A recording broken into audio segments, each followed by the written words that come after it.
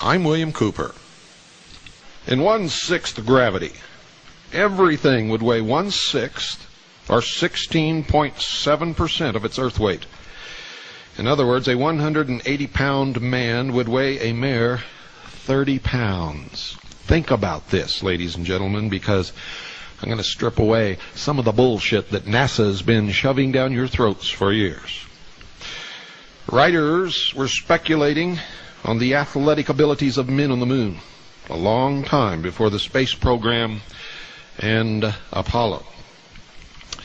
They based their calculations on 1/6 gravity, because that's what the scientists told us the gravity on the moon would be.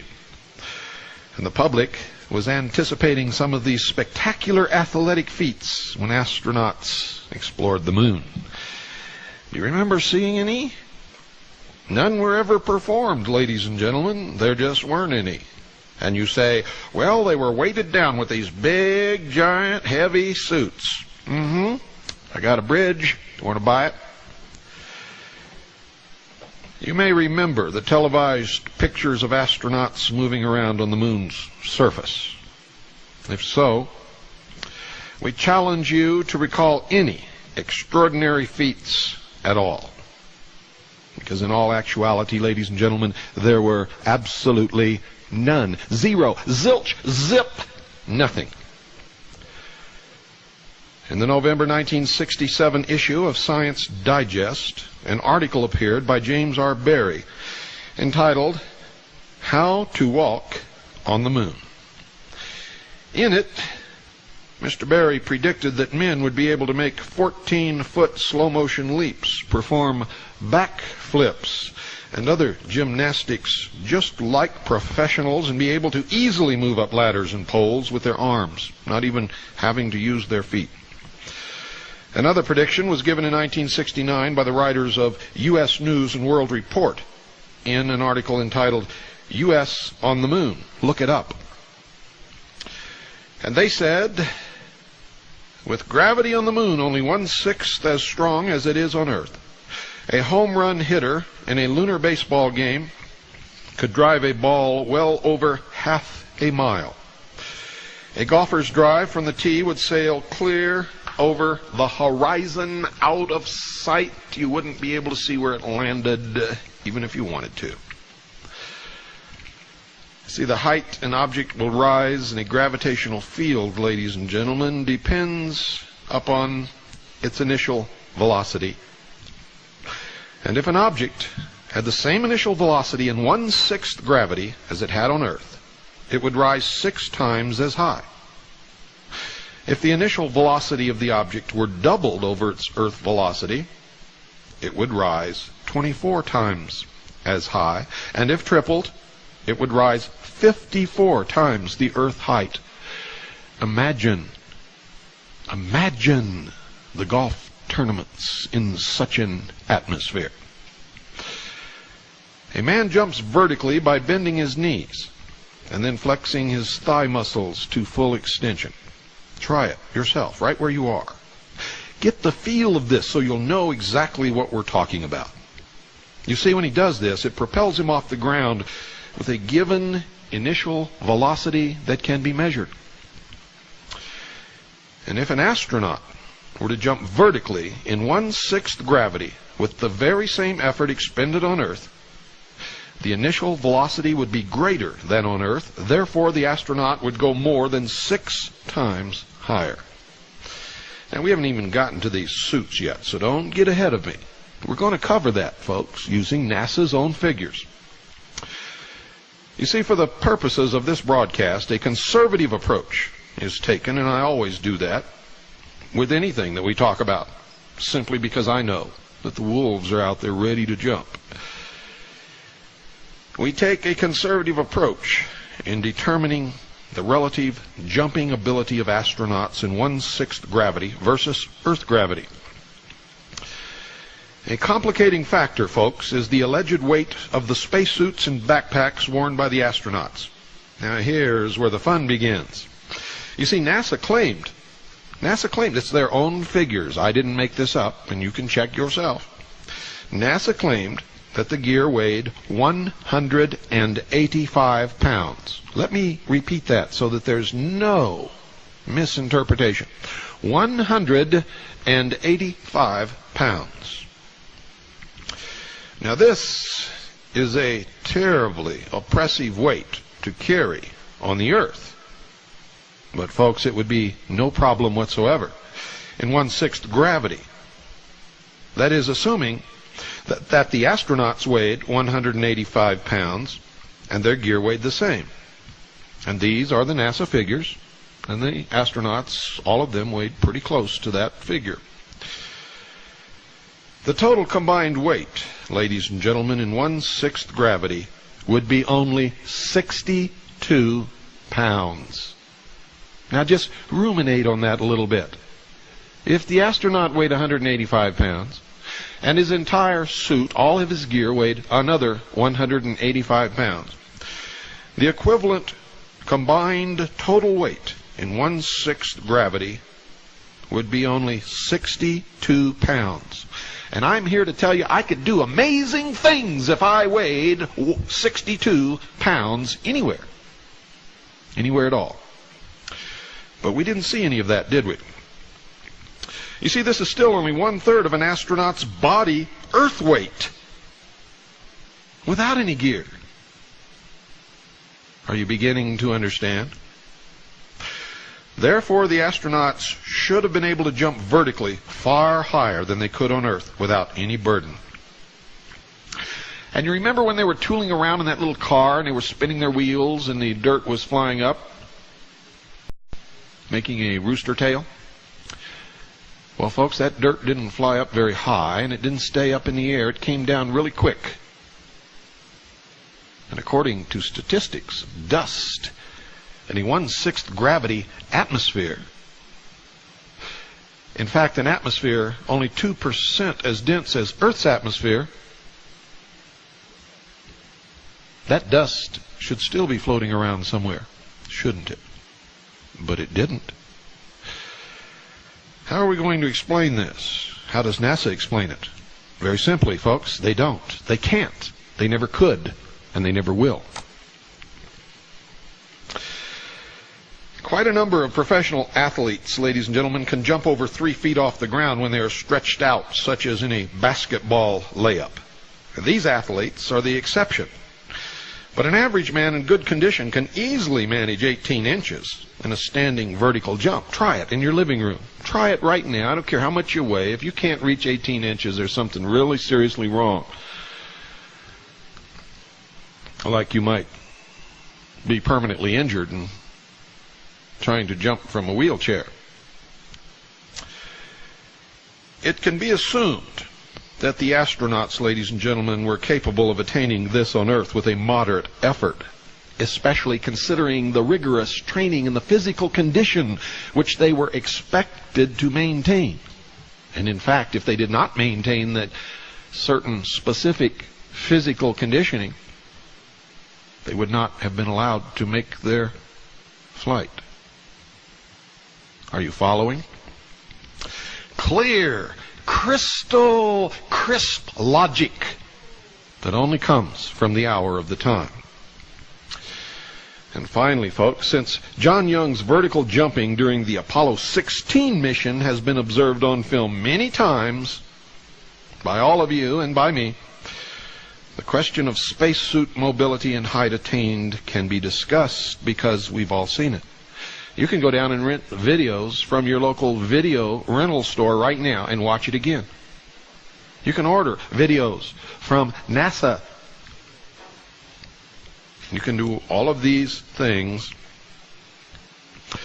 You see, a standing vertical jump of at least 18 inches on Earth can be accomplished by exerting an upward force of around 500 pounds by a 185-pound person. An equation can be derived which gives the relative heights attained by an astronaut in 1/6 gravity carrying a burden equal to his weight, and the same astronaut on Earth without a burden.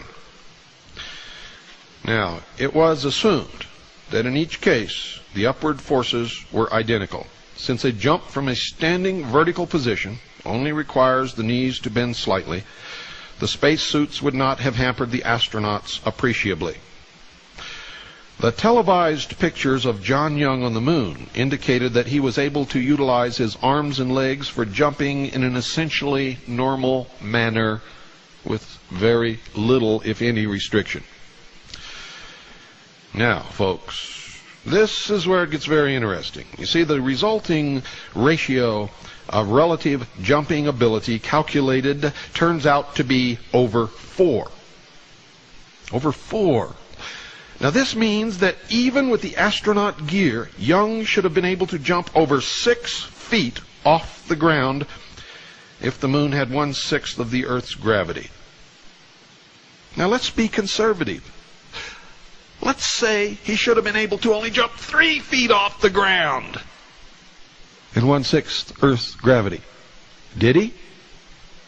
Not on your life.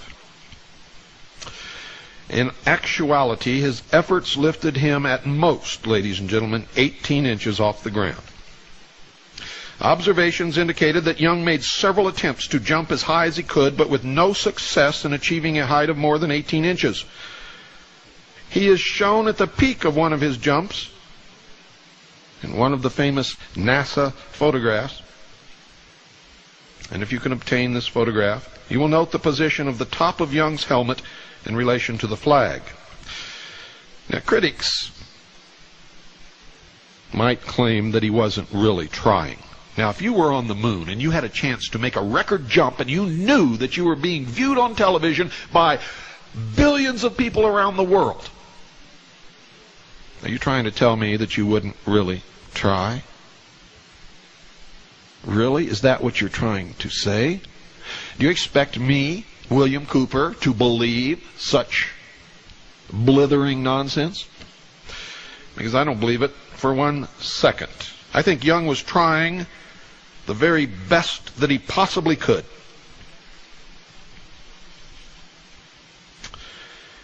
You might claim that he purposely kept his jumping efforts to a minimum. But if this were the case, ladies and gentlemen, a similar Earth effort without a backpack and suit would have lifted him only 5 inches or so. And this was probably Young's last chance to demonstrate that the moon had a low surface gravity. Why on earth wouldn't he make a reasonable effort to impress the world by jumping at least 3 or 4 feet? Especially when the figures say he could have easily reached 6 feet off the ground in a 1/6 gravity. You see, a reasonable jump would have been conclusive proof that the moon had a low gravity, and the risk of injury would have been minimal in low gravity conditions, even with the backpack and suit. With the knowledge that the astronauts could only jump about 18 inches on the moon, and assuming that the gear weighed what NASA claimed, and assuming that they were really on the moon when they made this jump, which is quite an assumption based upon all the evidence that we've been able to gather here.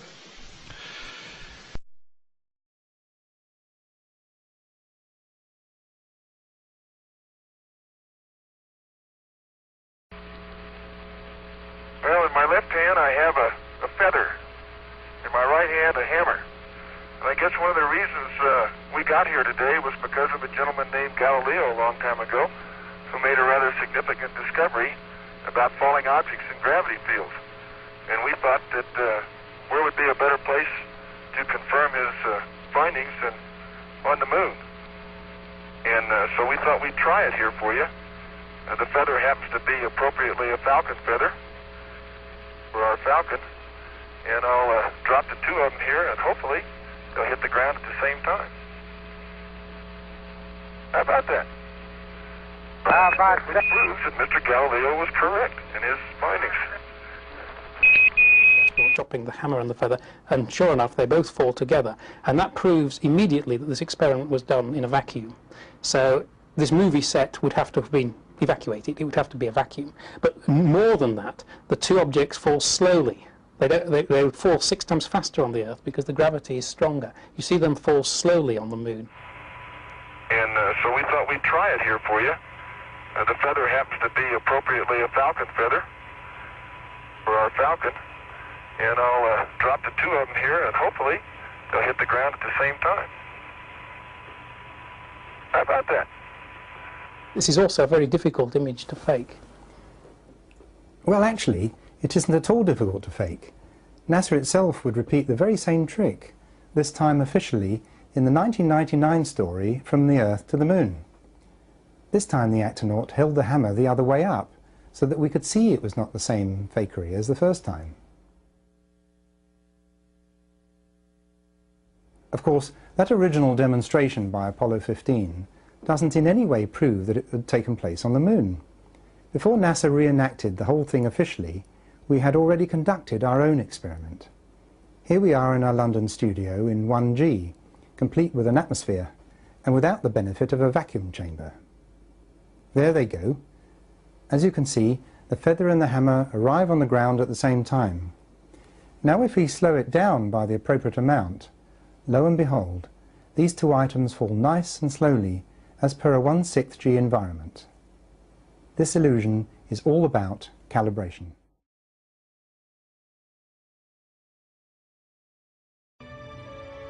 Well, in my left hand I have a feather, and in my right hand a hammer, and well, I guess one of the reasons we got here today was because of a gentleman named Galileo a long time ago, who made a rather significant discovery about falling objects and gravity fields. And we thought where would be a better place to confirm his findings than on the Moon. And so we thought we'd try it here for you. The feather happens to be appropriately a falcon feather for our falcon, and I'll drop the two of them here, and hopefully they'll hit the ground at the same time. How about that? And that proves that Mr. Galileo was correct in his findings. Superb, Dave. Well, I always say there's nothing like a little science on the Moon. Yeah, I mean, it's laughable what is, tried to pass off as, and you know what's so great now about YouTube and about these video platforms is, back in the day, you got one shot to see this stuff on television, and that was it. I mean, you believed it was true. You saw it once. Maybe you saw it on a rerun. Maybe on the other news channel, they would rerun some of this footage. But now it's all been released, and people have the ability to look at it and to pick it apart and to really think about it. Like we talked earlier about the lunar landing. Now that people have the technology at their fingertips on their laptops to be able to speed up the lunar landing footage. You have the Land Rover going around, and you have the guys hopping around in slow motion. Speed that up 200%, and it looks like they went out in the desert and filmed that. But here's something that I'm going to tell you as a video guy. Here's why I believe that the lunar landing was faked. Because there is no way you can have a power source that strong at that time in history, and there's no way you could transmit that video signal all the way to Earth. Absolutely 100% not. Let me tell you something. I have just on my, if I have a handheld video camera, and I want, and let's say I'm shooting a scene, and the producer wants to see what I'm shooting. So they have a transmitter in their hand, and they have a battery on my camera. The battery that I have is about the size of a brick. It's more square, but it's about the same mass as a brick. And it only lasts for maybe an hour and a half. And that signal only goes a couple 100 feet. Now you're going to tell me that on that teeny little spaceship, with that teeny little camera, they're going to have enough power to transmit a full color video signal all the way down to Earth. And I can also tell you this, that when they promised a full color video signal, the station that broadcasted the lunar landing, they were pissed because they weren't getting raw video feed. What they were getting was called a kineoscope. And for those of you who don't know what that is, that was an editing process used up until the late 1990s. And I've actually seen the kineoscope technology and utilized it when I worked in a film lab, and it's very interesting. Basically, it's an editing tool. So you have a screen, basically it's a television screen, and you shoot that with a film camera. So now it's on 16 millimeter film. So what they did with those videos, in theory, while you see a black and white image of the lunar landing, although they claim the full color videos exist, was what NASA says they did was transmitted the full color video signal, filmed it on a kinescope, black and white, on 16 millimeter film, and then released that to the networks. So therefore, it was not a live event, because to get film processed, it takes hours, and it's a whole process that generally takes about 6 hours to complete, even with the most efficient film laboratories. So why would they get this crappy, grainy, black and white film image when they could have broadcasted color, which at the time the networks were pissed that they didn't have the ability to do, that NASA denied them? But anyway, that's neither here nor there. The whole kinescope thing, that's a side note. My thing is, there is no way with that technology and with batteries being as big and as weak and as heavy as they were, you could have broadcast that signal from the moon. Impossible.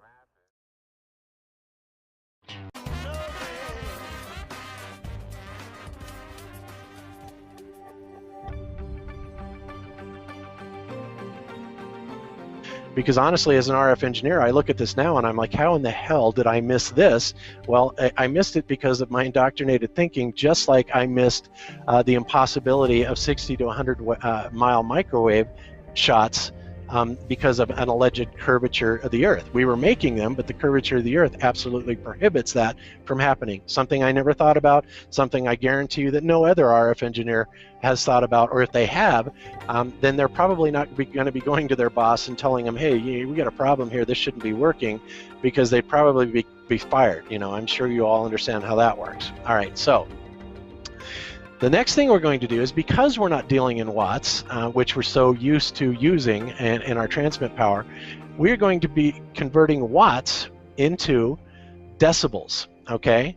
Now, you have two basic figures that are used in decibels. You have dBm, which means decibels with reference to 1 milliwatt, which is 1/1000th of a watt, and then you just have simple just dB, okay, which dB watts, which would be the watts, okay. So basically, if we have 1 dB, it's basically, there's basically a 30 decibel difference, okay, between dBm and dBw. So if we say 30, goes back to 0. 30 dBm is 0 dBw, okay. And this is gonna get really clear here in just a minute.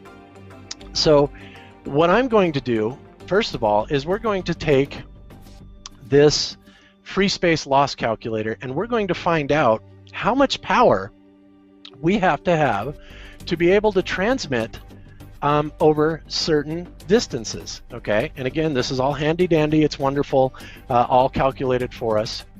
And as you can tell here, I have already done a calculation of 250,000 miles, and I'm sure anybody that thinks about that, that would be equal to a one-way trip to the moon. All right, now hams cannot put any more than 2,000 watts. They are limited to 2,000 watts, okay? And they may be able to get a gain figure of 6 to 9 dB.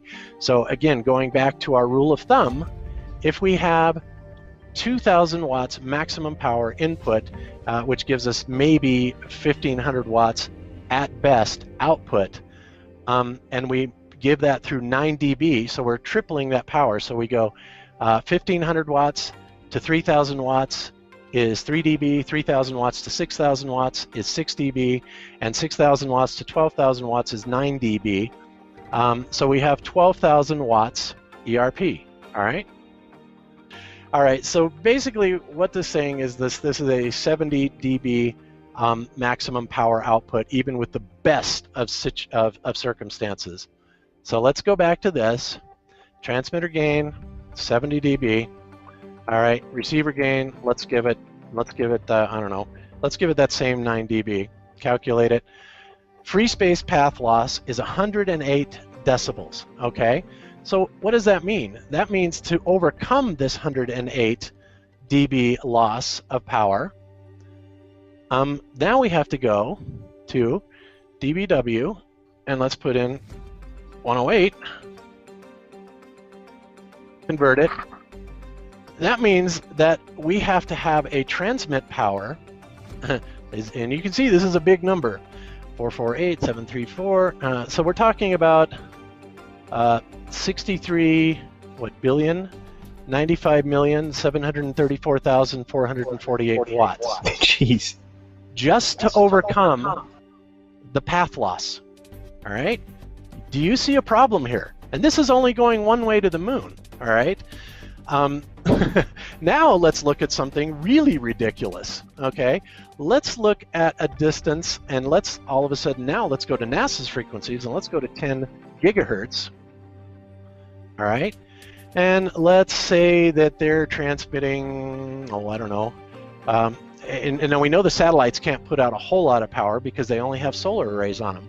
So let's say those solar arrays maybe are capable of delivering, let's say, 10,000 watts, which is absurd. You know, we can just apply a little bit of common sense here to this. All right. So transmitter gain, again, let's give them the benefit of the doubt and say that they can run 10 kW. That's going to be 70 dB, all right? So 70 dB, and now let's go to, I don't know, let's go to the sun, all right? The sun, and the reason the sun is not an unreasonable example because Jupiter is a lot further away, right? Stuff like that. So let's just do a shot for the sun. 93 million miles, 10 gigahertz. There's our power. Let's give them the advantage of having a high gain receiver antenna, and let's give them let's give them 20 dB of gain there. All right, calculate. Now we're talking about a free space path loss of 185.9 decibels. Well, let's go back to our decibel converter. So let's go 185 dB. Which means that to make the trip to the sun, now we have to have, oh my, this is such a big number, I don't even know what it is, but it's in the petawatts, okay? You're getting the idea here, guys. In other words, there is no freaking way on God's green earth that we can be making transmissions of these distances given the idea of how much power is on board these satellites. All right, I think, and of course there are other factors. Yes, there are other losses, there are other gains, whatever. But this is a very, trimmed down version to simply show you, even if I'm off by a factor of 1,000,000 or even 1,000,000,000, it's impossible. It is impossible to make these journeys at these distances. Okay, this is the point that I've been talking about all these times. I have just used all mainstream sources, all mainstream information, everything, and I have shown, even in a physics lecture, how all of this works, the impossibility of transmitting a signal. It can't even be done to the moon, all right?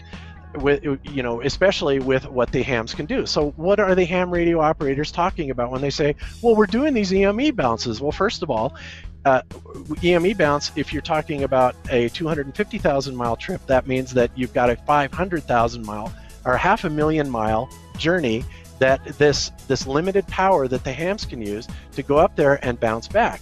As I've just shown, this is patently impossible. So what is it that they're bouncing these signals off of? Well, there's something that reflects RF radio waves. You can call it the ionosphere, whatever you want to call it. That is what it is that is reflecting these signals back.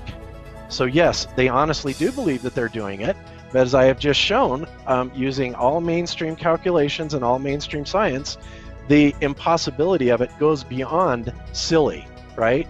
I mean, there's just no way that we can make these types of broadcasts, and common sense tells you that here on good old plain Earth, because if we have 50,000 watts and a relatively high gain antenna for AM radio station KOA, and we can barely cover the state. All right? Now we're starting to put things in perspective. All right? This is what I have been trying to tell people. And again, there are several other factors, but believe me, nothing that's going to make a million or a billion times difference in these calculations. Do the calculations yourself. Look up antenna gain factors, and also how far down in the mud or signals can be retrieved from ground noise level. And typically, typical receiver sensitivity is minus 100 dBm, okay? So that's typical, some a little more, some a little less, depending on the frequency again. All these are factors, but the bottom line is that no matter what frequency they're using, and they would be far better off using low frequencies than they would be microwave, but even they won't make the distance, even though they have considerably less path loss.